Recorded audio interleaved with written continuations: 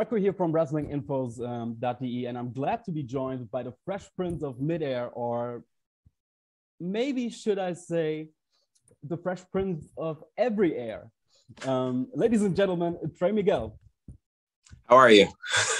I'm fine, thank you. I hope you're too. I am doing good. Today's the premiere of Halloween Kills over here, so I'm ready for today.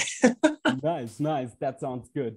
So first things first, I'd like to start this interview with one of my favorite questions to get to know the person behind the camera a little bit better. So I've heard you're into rap music and have kind of a history yourself, but what are your hobbies, interests, or activities you like to pursue when the time allows it?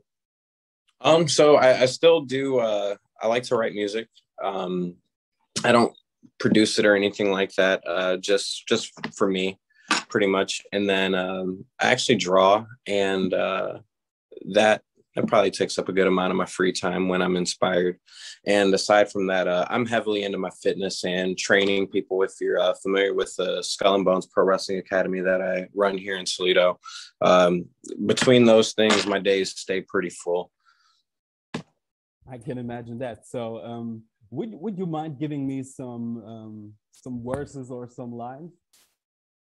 Oh, some rap material. Sure. Oh would man! you even be open for a rap battle? I mean, it's years, it's years away that I did this, but why not? Man, I haven't written anything down in so long. I'd have to look at my notepad or something like that, which would require getting off the Zoom call. If we get to circle back about this, I'll have something prepared for you. Does that sound cool? All right. I'll nail you on this. I'll make that deal with you now. It's here recorded, so you can hold me to it. Looking forward to it.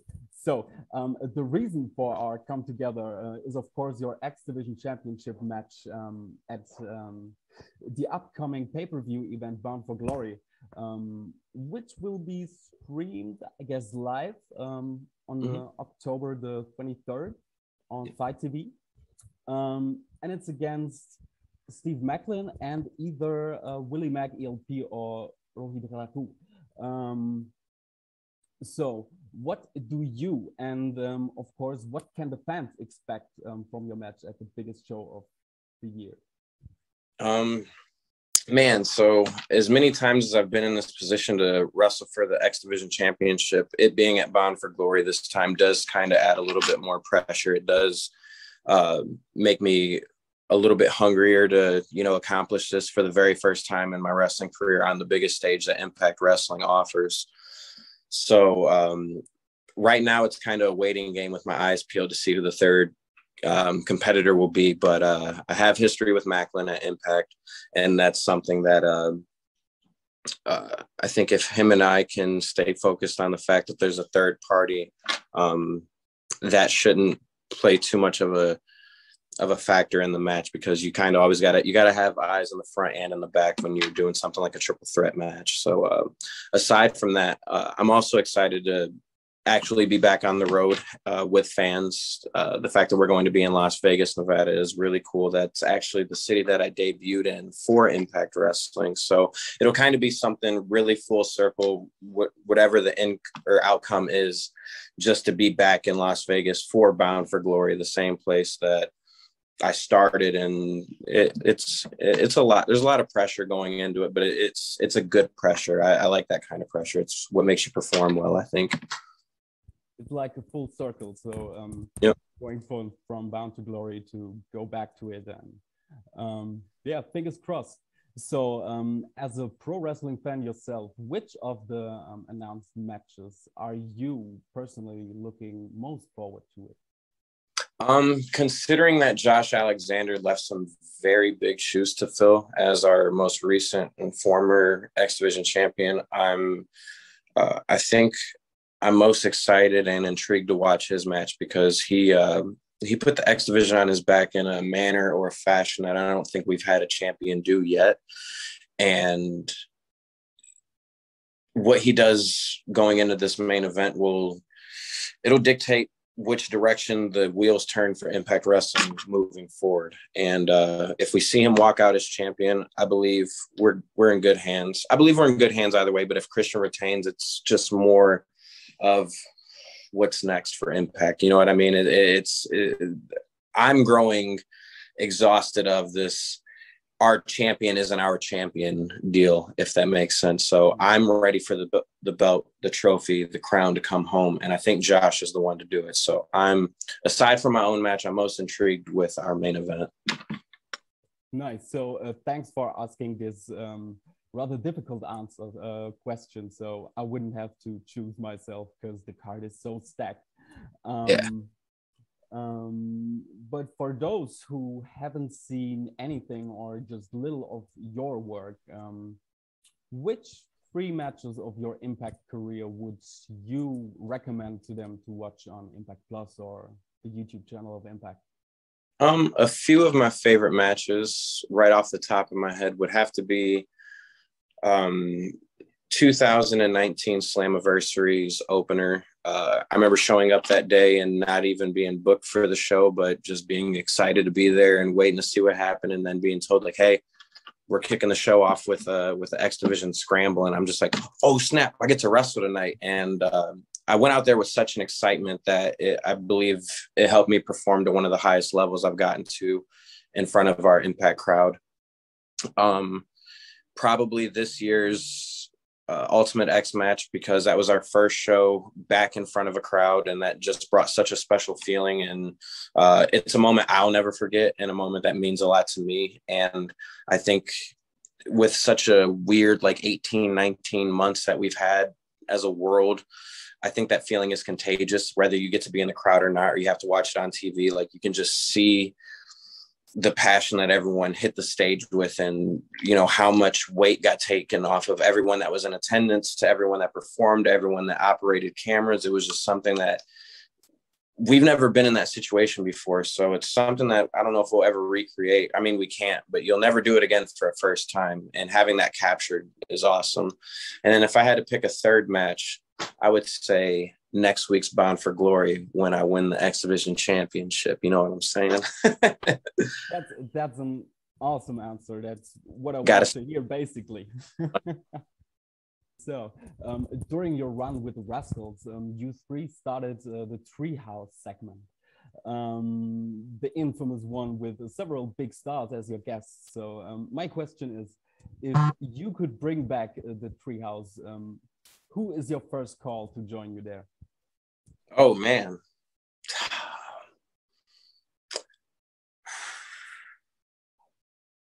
Fin Juice. I'd ask for the both of them. They're both 2 of the nuttiest dudes I think have been around in the past year. And if we could invite or like have our first guests back with a new Treehouse, I'd invite those 2. I'd love to see that. I'd invite Bay, but I don't want to get like finessed out of something I walked in with. Like, that dude's just too sweet and too slick. So I don't want to go down that road yet. Let's talk about the Forbidden Door. Okay.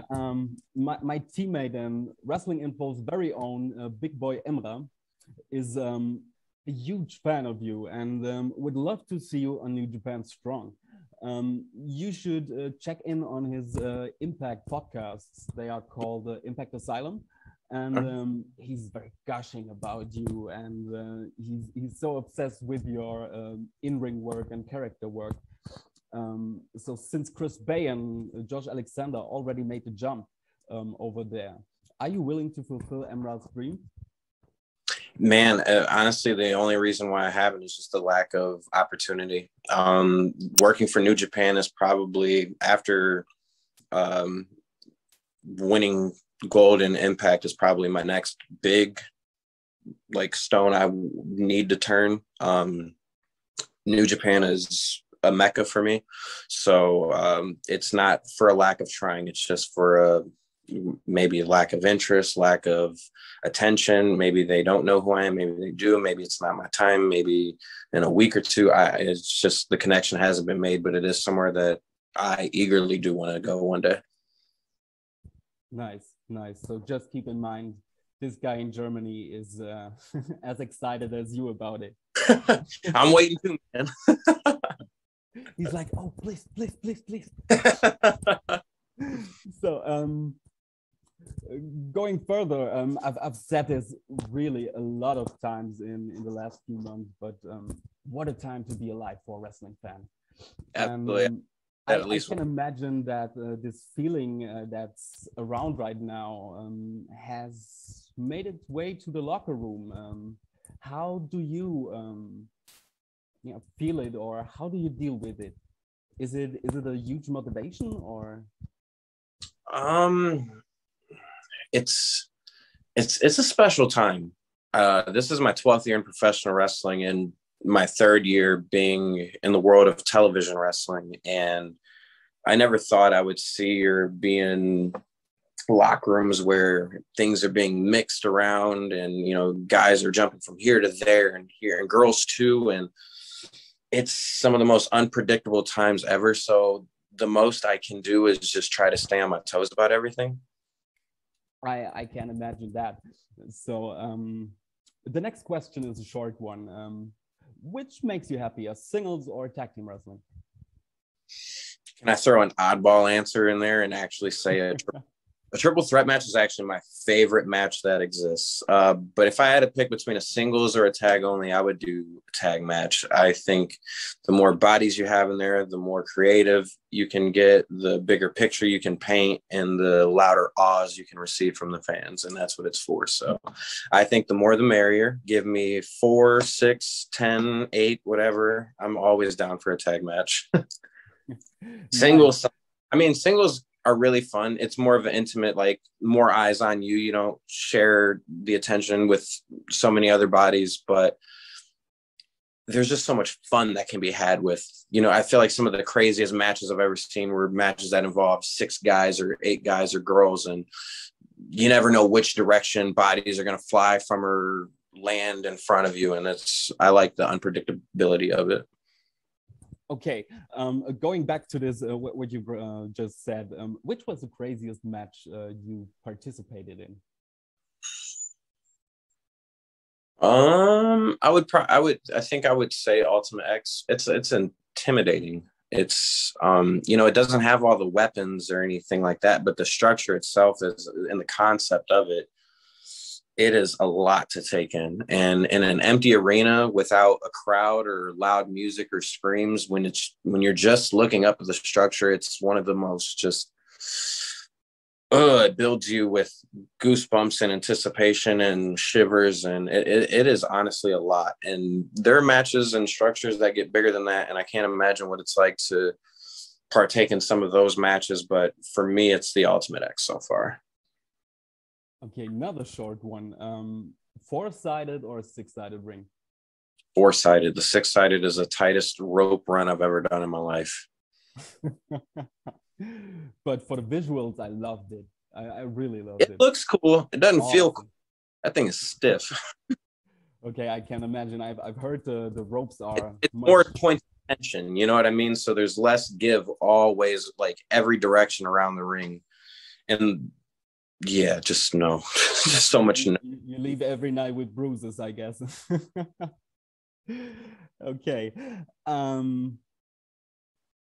In Sam Beal, one of your own students, also made recently the jump to Impact Wrestling. You must be proud as heck, I guess, to be involved in his development and seeing him making his own way.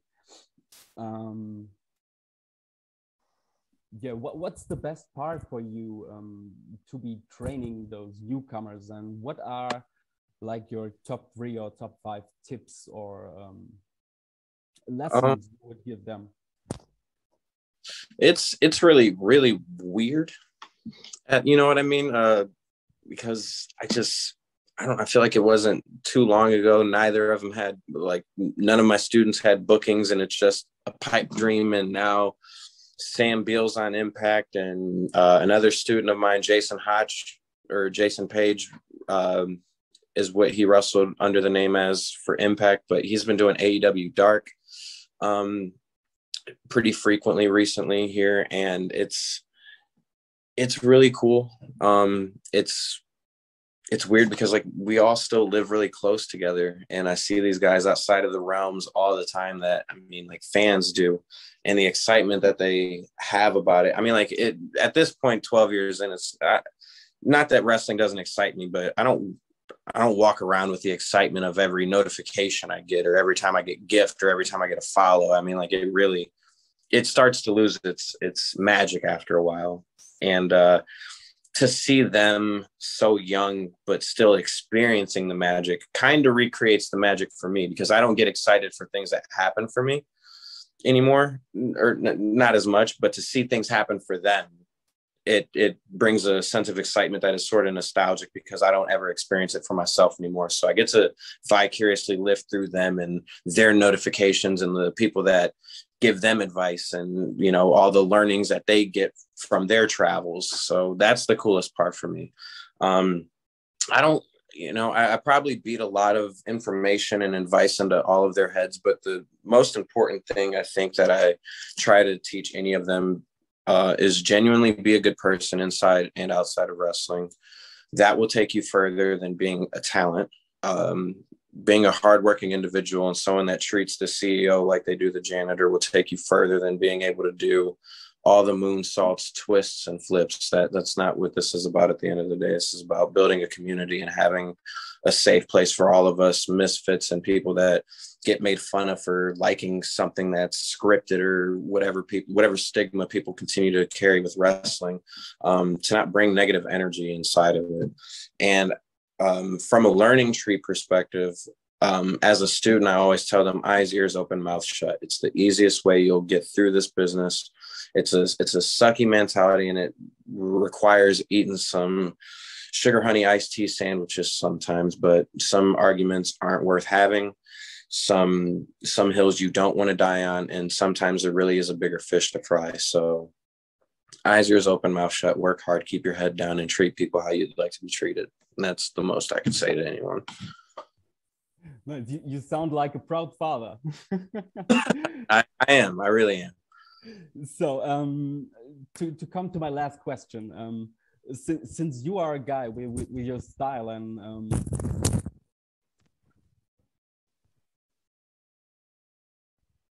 sorry, that was my dog wanted to play.